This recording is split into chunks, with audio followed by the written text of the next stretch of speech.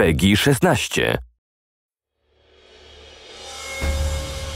The Drifter has this mysterious cargo that he's been dragging behind his ship for who knows how long. The ball. There's, yeah, that big chunk of ice. Where did it come from? In the season of the Drifter, we get to finally go to his ship. When you go into this thing, it's not what you expect.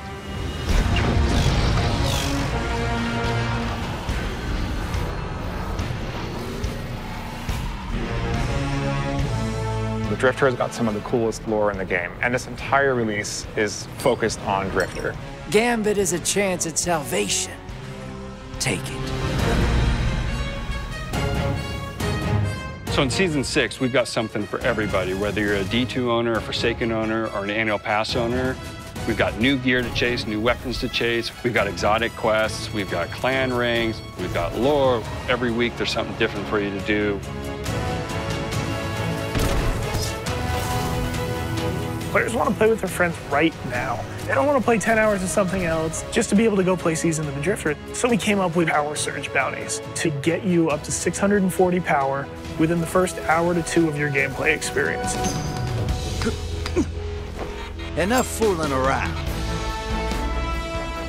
Day one, you're going to log in, you're going to talk to the Drifter.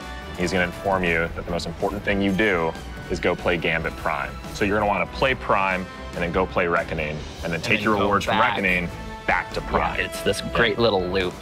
Dredging. Nah, not anymore. It's Drifter now. Season of the Drifter, there's some super deep lore with Drifter and the 9. They're working with him for some reason.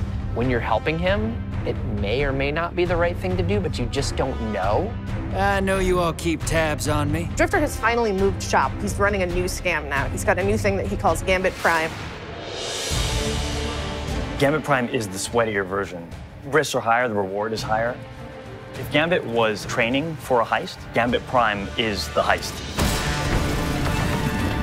On day one, it's going to feel a little closer to that Gambit you've been playing originally. And then all of a sudden, the mode is actually going to transform over time as players unlock perks. And it's just one round, so it's really focused into this one short, intense experience.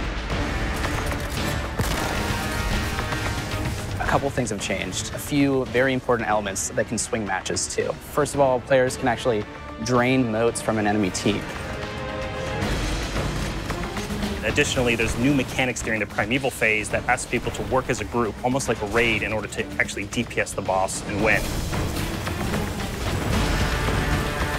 We got feedback from players. They wanted to play Gambit private matches like they can do in the Crucible. Just get into a fire team.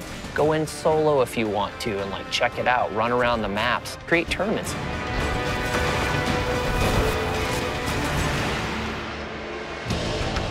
In the original Gambit, we had these 4 soft roles. The goal was with Gambit Prime, we wanted to really emphasize these roles and what can we do to make people feel like they are picking and playing a specific role. So we built brand new armor sets that allow you to basically lean into the roles that we built for the activity. Calling the Reaper, a person who kills as many combatants as possible. The Collector, the person who collects as many motes as possible to send blockers. The Sentry, the person who's focused on defeating the Taken and helps you kill the Primeval. And then, of course, the classic Invader, who's going to wreak havoc on the other team as many times as possible. We don't actually know how people are going to play different roles, but it's going to be interesting to see how they concoct their teams and go in and play. Yeah. We actually have 2 new maps coming in the release. The Mars map is first week. Yeah. Titan is the second week. There's a new weapons feat for Gambit Prime, the Spare Rations hand cannon, the Soul Survivor sniper rifle, the Doomsday grenade launcher. We're really excited about these weapons because not only do they play really, really well, but they look amazing. They look like they were designed by this space biker rebel guy who's seen some serious shit. It's a big improvement over Black Armory. Annual Pass owners, day one, you will have full access to being able to play. soon as you finish your first Gambit Prime match, Reckoning is going to open up. You're teleported into the planes of the Nine, which is this huge, like, vast space.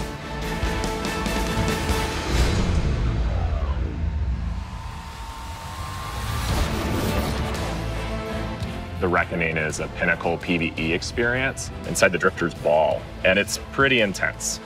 Yeah, it's not easy. It is not easy. When you first get dropped into Reckoning, it's complete chaos. You don't know what's going on. You're gonna have to move fast. You're gonna have to kill fast. High octane, back against the wall, enemies spawning.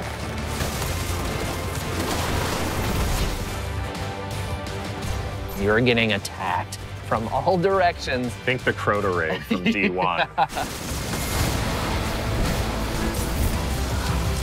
At first, you're only going to have access to Tier 1, and then Tier 2 and Tier 3 will slowly unlock. It gets more and more chaotic. And there's a Killing timer everything you counting can, down the whole timer time. counting down.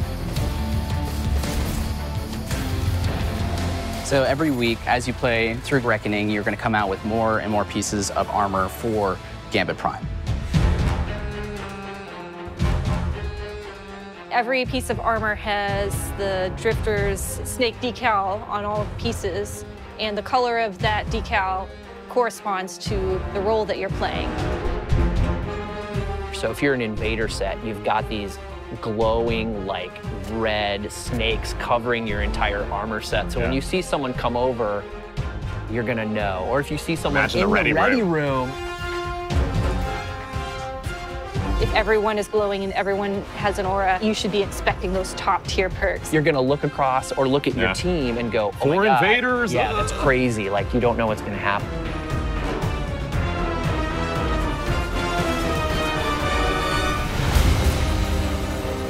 We're really excited for all the content we've got coming out, not just annual pass content.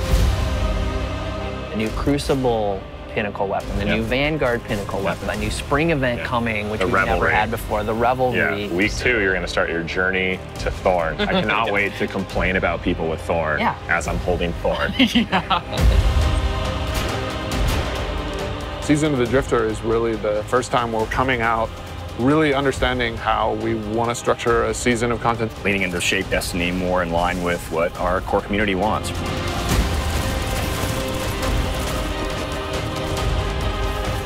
We're starting to figure out what the roadmap for a Bungie-controlled Destiny looks like.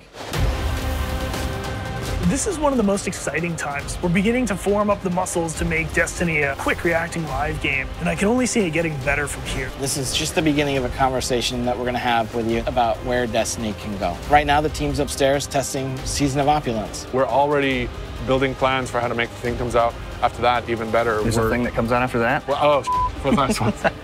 Until then, go check out Gambit Prime.